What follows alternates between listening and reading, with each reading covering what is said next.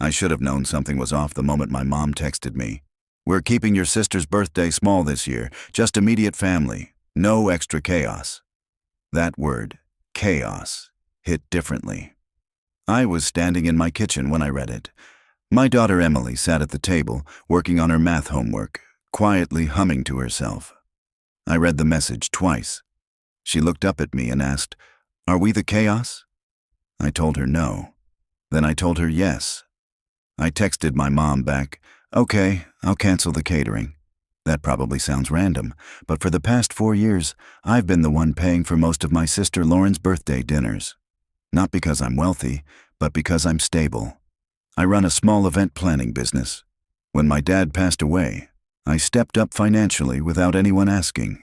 I covered holidays, birthdays, cakes, reservations, decorations.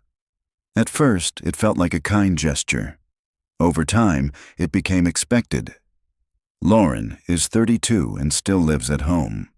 Emily is 10. But my mom treats them like they're the same age. The chaos comment wasn't random. Last year, Emily accidentally spilled juice at Lauren's birthday dinner. It was just a mistake. My mom told her to go sit in the car until she could behave like family. So I left with her. Later, Lauren texted me asking why I was being dramatic. After that, I stopped bringing Emily around as much.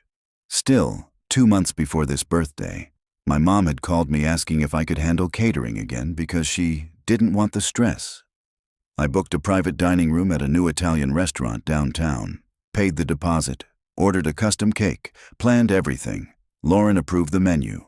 Mom approved the guest list. I was on it. Emily wasn't. So when I said I'd cancel, my mom replied almost instantly, "No need, we adjusted." Adjusted. That word didn't sit right with me. I logged into the restaurant system to check the reservation. My access was gone. I called the restaurant. The manager, a guy named Chris, told me the reservation was still active, but it had been transferred into Lauren's name, and the payment method, still mine. I never authorized that. I checked my banking app. The remaining balance was scheduled to process the night of the dinner. They had removed my name from the event, but kept my card on file. I didn't text my mom right away. I wanted to see how far they'd take this. 2 days later, Lauren posted an Instagram story, a photo of the private dining room I booked. The caption read, "Keeping it small and peaceful this year." Peaceful. Emily saw it. She didn't say anything this time. She just closed her math book and went to her room. That night, I emailed the restaurant asking who authorized the card change. The manager replied the next morning. It wasn't Lauren. It was my mom. She told them I insisted on staying anonymous because I hate attention. I stared at that email for a long time. The dinner was 4 days away. I hadn't canceled anything yet. That's when I made a decision. I wouldn't cancel, but I also wouldn't pay. Instead, I made one quiet phone call that changed everything. I called my bank. I didn't report fraud, not yet. I just explained that a large charge was scheduled for a reservation I hadn't approved. I asked when it would process. They told me 8:17 p.m. on the night of the dinner.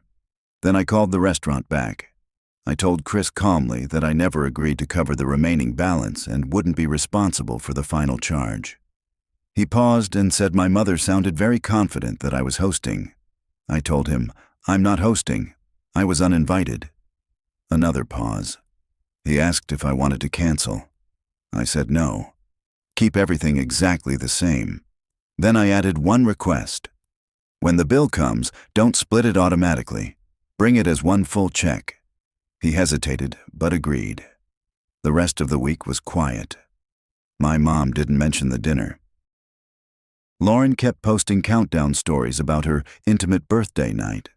Emily acted like she didn't care, but on Friday afternoon she asked if we were doing anything that weekend. I told her we'd go to the movies and get ice cream instead. She nodded like she expected that answer. Saturday night, 7:42 p.m. I opened Instagram. Lauren had already posted. Everyone sat around the long table. My mom in the center, Lauren smiling at the head. my Aunt Susan, my cousin Jake, my private room, my decorations, my cake. The caption read, "Perfect night with the people who matter." I didn't feel angry. I felt clear. At 8:19 p.m., my phone buzzed. Bank notification. Attempted charge declined. I had frozen my card 2 hours earlier. I refreshed Instagram. 10 minutes later, another post. Champagne glasses clinking. Then silence. At 8:41 p.m., my phone started ringing. Mom, Lauren, Mom again. I let it go to voicemail twice before answering. My mom didn't even say hello. "What's wrong with your card?" I said, "Nothing." I could hear dishes moving, chairs scraping, someone talking to a server. "They're saying it declined. Fix it." "I'm not there. You're paying." I wasn't invited. Silence. I heard Lauren in the background asking what was going on. Then my mom came back. "Don't embarrass us." I almost laughed. "I'm not embarrassing anyone. I canceled the catering, remember?" "You said that, but we adjusted." "Yes, you did." Someone else spoke in the background, probably the manager. Then my mom lowered her voice. "Just run it again. It won't go through." A long pause. Then she asked quietly, "Did you do this on purpose?" "Yes." And I hung up.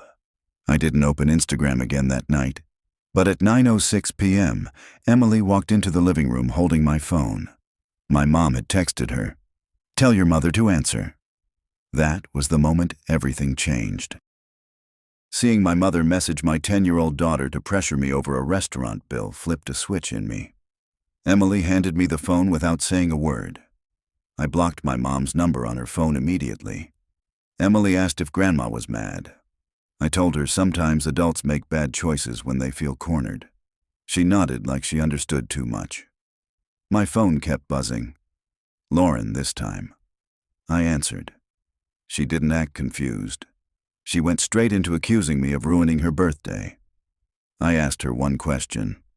"Who told you I was still paying?" She said, "Mom said you felt bad about last year and wanted to make it up to us." I almost admired the creativity.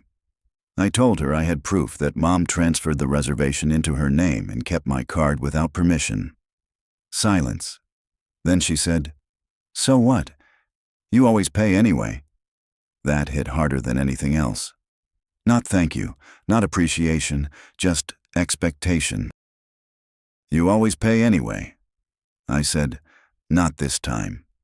She started explaining how the restaurant wouldn't let them leave without payment.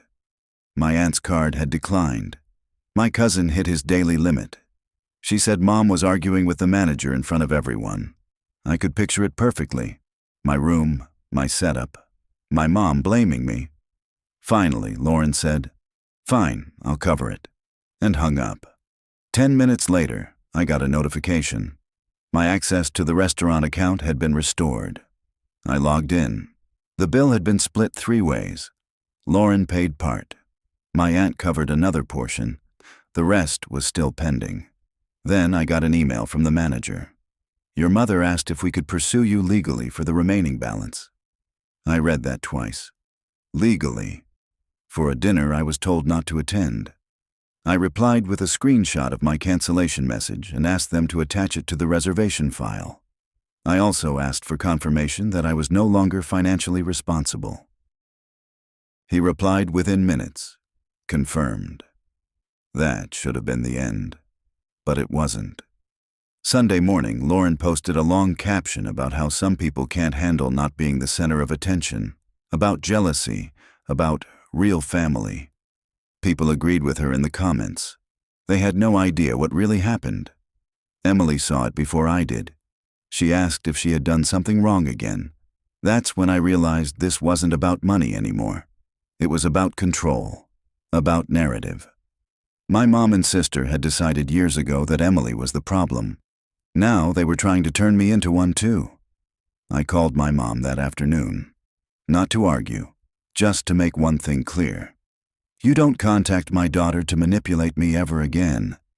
She said she was just trying to fix a problem. "You created it." She said Emily makes things difficult. Emily is 10. I asked how. She didn't answer directly. She talked about energy, about vibes, about how Lauren feels uncomfortable when Emily is around. I said, "If a grown woman feels threatened by a child, that's not my daughter's problem." She told me I was overreacting. That word again. I told her, "If Emily isn't welcome, neither am I." She said, "Maybe that's for the best." The way she said it told me she meant it, and for the first time, I believed her.